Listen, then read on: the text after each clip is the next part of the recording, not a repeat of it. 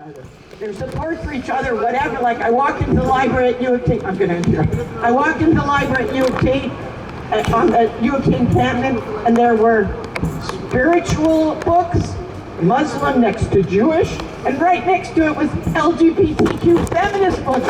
Oh my God, I thought I died and went to heaven.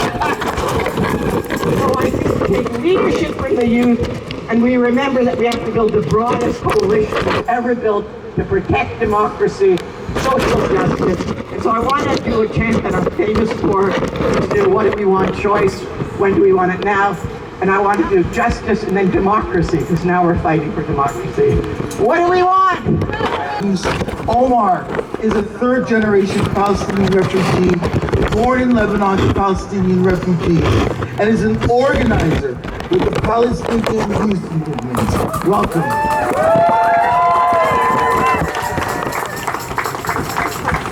Hello everyone, my name is Omar. I'm an organizer with the Palestinian Youth Movement. We are a political organization, grassroots funded, led and comprised of Arab and Palestinian youth. We have over 15 chapters across North America, Europe, Britain, and it's an honor to be speaking at this rally organized by the unions in conjunction with the workers of the United States in solidarity with workers around the globe. And as a Palestinian organization, we understand that the Palestinian struggle is not removed from that of the struggle of workers across the globe, and that the only path towards victory and liberation is genuine solidarity against a common aggressor, which we see in a system that only seeks to exploit, steal, and destroy, whether in Gaza or Turtle Island. And tomorrow we will see a ceasefire deal go into effect after 15 months of genocide. The people of Gaza are celebrating, and we are coming to see and planning to return to their homes. And while we feel a huge sense of relief with this ceasefire, we know that it's coming 15 months way too late. This deal has been on the table since May of 2024. Israel decided to continue a genocidal campaign on our people. And we also know that the ceasefire does not signal the end of the Palestinian struggle. We know this violence didn't begin 15 months ago. We are going to continue to be subjugated to Zionism and its violent and racist methods. We're going to continue to face anti-Palestinian racism in the workplace. We're going to continue to face anti-Palestinian state repression. And our people will continue to face this reckless U.S. war machine. But throughout history, we've seen consistently how the global labor movement has taken action for the Palestinian cause. In the last 15 months, we've seen workers in Europe refuse to handle shipments carrying arms headed for Israel. We've seen unions pass resolutions in support of the movement to boycott and divest from Israel. And we have seen workers pour out onto the streets like today to take a strong stance as we refuse to abet a system that makes Israel's crimes possible. So as we continue to build the mass movement, we call on the workers to continue to carry the torch of Palestinian liberation. And now we're looking at another Trump presidency, and we're also potentially facing another conservative federal government. We know what this brings for the labor movement, for the unions, and we know what this brings for our Palestinian cause. We are going to face slashes to social infrastructure, union busting attempts, and increased Zionist pressure for all our movements. So with this in mind, we must reaffirm our commitment to solidarity with one another, from the worker in occupied Palestine to the worker in Canada. Our struggles are shared, and the only way we will achieve our liberation is through building a strong collective front like we see here today. Together towards achieving a total two-way arms embargo on the criminal state of Israel, towards bringing these criminals to account, and commit to a path towards a liberated Palestine together. Very happy to have with us today a representative from the encampment that has been going on in Brampton. Navjot Salaria is a member of the Postgraduate Work Permit Holders Committee and the Najawan Support Network, an organization of international students and workers who are fighting exploitation. And since August 30th, 140 days, they have held a 24/7 encampment in Brampton. They are in a struggle against deportation laws which has put millions of people at risk of deportation. Their motto is good enough to work, good enough to stay. Please welcome Navjot. Thank you everyone. Thank you for having us here today, and we are coming here in solidarity for all the working class people. So my name is Navjot Salaria. I am part of PGWP committee who is holding the encampment in Brampton from last 140 days. We have been doing the encampment against the unfair immigration policies, and we have been asking to listen to us and fair demands. Today, as I stand before you as an immigrant worker, but more importantly, I am a worker. It doesn't matter if I am an immigrant worker or I am a worker just like you. So in our understanding, our struggles are shared. There are no immigrant workers struggles without understanding the struggles of working class people. And there is no working class people struggle without understanding the immigrant people's issue and what's going on in the immigrants. So it is a shared cause, and it is a shared struggle that we stand united for. We may have come from different lands and we may speak different languages, we may look different, but the struggle we face are not so different, and that we all agree to that. Everything we see around us is impacting us all equally, regardless of our status in Canada, regardless of whether we are born here, we are a citizen, or we are temporary resident here. Everything is impacting all of us together at the same time. In today's context, look how government of Canada is treating immigrants. We are made to feel disposable, as if we are items to be used and thrown out.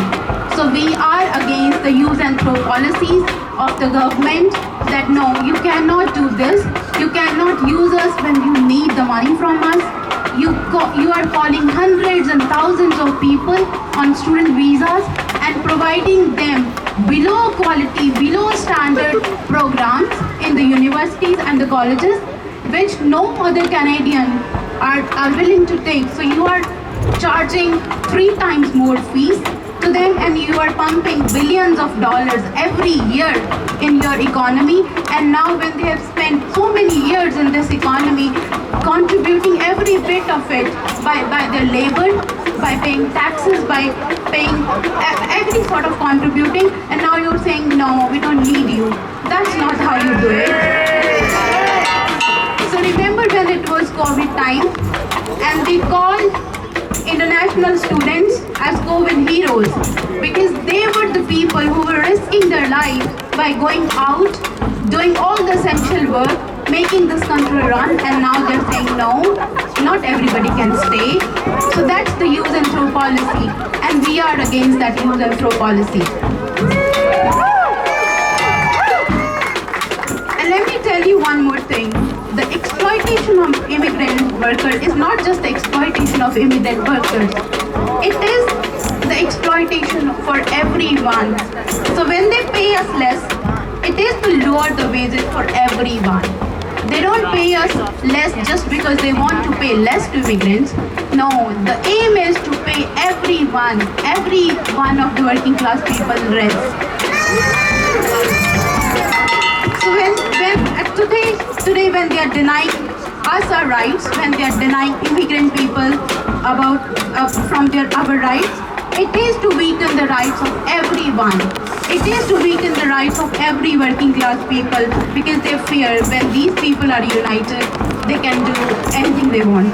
So it is up to us on which side we want to be on, whether we want to understand the struggles collectively of the working class people and raise against all sorts of exploitations, all sorts of discriminations, whether it is systematic discrimination in the immigration policies or the rising racism or kind of anti-immigrant sentiment in the society.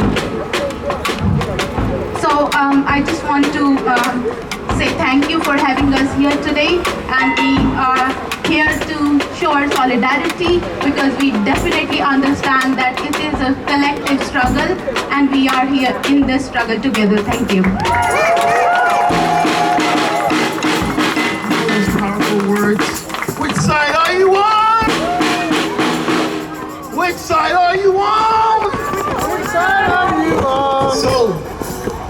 Alex Adams is a healthcare worker, anti-hate and trans rights activist who has been active in opposing far-right attacks on the 2S LGBTQIA+ in Toronto and Peterborough. Welcome, Alex. Thank you, everyone. So I'm here to talk about Donald Trump and his attacks on trans people, trans and non-binary people. So in addition to a lot of the vitriol that's been spewed by him about immigration and about wanting to deport people and everything, he's also had trans people in his sights. So I mean, there's been a lot of I'm sure people have heard some of the rhetoric that he spewed in his rallies and so on and so forth about a lot of misinformation and based on absolutely nothing about hormone blockers being handed out in schools and so on, which is not a thing. Let's just emphasize that. So, but I'm going to talk a little bit about some of the things that we think that Trump may do. Of course, it's hard to say what he will try to do, but with reference to trans rights, he's made promises to terminate federal health funding, so Medicare, Medicaid, etc., to hospitals that provide gender-affirming care to trans and non-binary youth. He has also made noises about charging teachers with sex discrimination for affirming student gender identities in schools. He's also made a promise to quote, okay, these are not my words, cease all programs that promote the concept of sex and gender transition at any age. And he has also pleaded that he will ask Congress to halt the use of federal money to pay for any gender-affirming care for anyone. That's not just youth this time, but for adults as well. So that would directly affect a lot of trans people who are receiving Medicare, Medicaid, federal assistance, because a lot of them are relying on that for coverage for their prescriptions for their hormones. And then well, as an example of what is already starting to happen, this week the House voted to ban trans girls and women from girls' sports in federally funded schools. And the other extremely concerning and frightening thing for people who are trans and non-binary in the States is that this kind of rhetoric coming from the top always empowers hate from the far right. And we've seen the far right rise at different points, especially after the pandemic. And so this is extremely concerning that people are going to be the target of violence, more violence than they already are. And also, for us here in Canada, we're not immune from this because the effect of this comes up here to us. It empowers the far right here, and we also have our baby Trump, PP. And, you know, he has actually made some noises about banning puberty blockers for minors as well. He's been supportive of conservative premiers of some of the provinces who have tried to enact anti-trans legislation as well. I don't have enough time to get into the provincial side of things, but suffice to say there have been attacks. So in this respect, I'm here to say that we have never needed more in terms of solidarity and unity against all forms of hate. And that is what today is all about. And just to remind people, a lot of the people here I think were actually involved in a couple of years ago, in 2023, after the pandemic, when there was a rise in far-right attacks on drag queen story times in public libraries, which happened across Canada and the States and other advanced capitalist countries. And the thing is, we were able to beat them back by showing up to defend drag queen story time. So I'm here to say that what we need is more solidarity.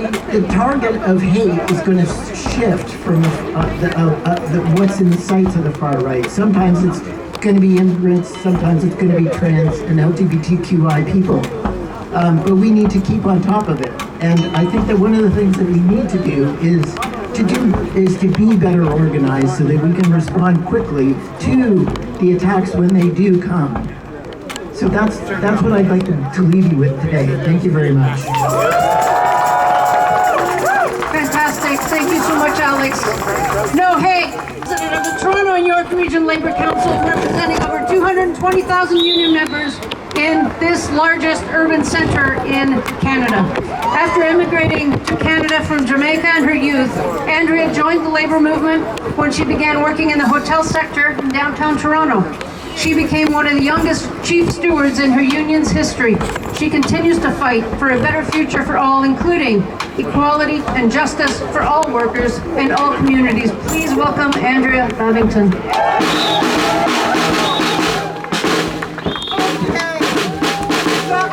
I know it's wet and I know it's cold out here. And I'm always reminding you, when the shit hits the fan, it's always the bad weather. And we meet it without the demand, right? So it doesn't matter. So I just wanted to shout as you're out here first that we want to make it clear that we are Canadian. And when Canadian rights are under attack, what do we do?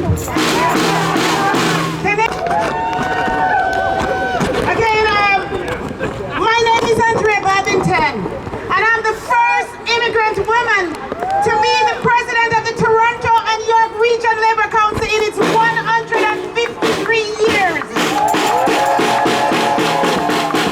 At 18, I started working in the hotels. Soon after, I became the youngest shop steward in my union. Since then, I've been part of many losses and many wins. But one thing I know for sure is that we are mighty when we stand together. I have seen bosses shaking in their boots when they see us coming. They knew that they couldn't defeat us when we are united. But the disease of corporate greeds are spreading far and wide and infected many amongst us. Far too long, the wealthy few like Trump and his cronies in the US and here too have treated us and this hurt like their personal plaything. I have seen too many of our comrades lose hope. We have been dragged down by an affordability crisis. And I've seen too many heads turn to the right wing's common sense agenda. Today, I want to hold out my hands to my comrades and remind them that the corporate bosses and the right-wing politicians in their pockets have never and will never protect them. All they care about is their high profits. Comrades, be one. They will use you and throw you away. Our movement is a movement driven by working people. It's a movement rooted in equity, justice, and solidarity. We will stand by you, walk with you, fight for you. Whenever you are, workers, community members, or most likely both, I urge you to find whatever little bit of hope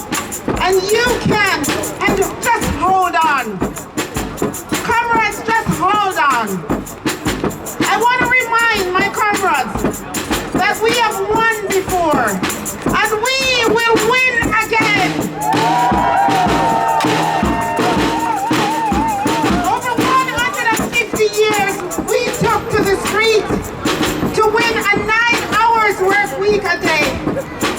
And since then, we have taken to the street over and over again to win fair wages, safer cities, affordable homes, public services, and so much more. We know that one big problem that may hit us soon is Trump's tariff. If the U.S. breaks trade agreement that hurt working people on both sides of the border, we will have to fight that too. While we prefer a fair trade to a free trade, we can't just let Trump and the bosses decide what's best for us. Right now, it feels like things are moving fast, and that harm is bound to happen. But I assure you that this is simply a right-wing tactic. They demoralize, distract, and divide us in order to destroy us.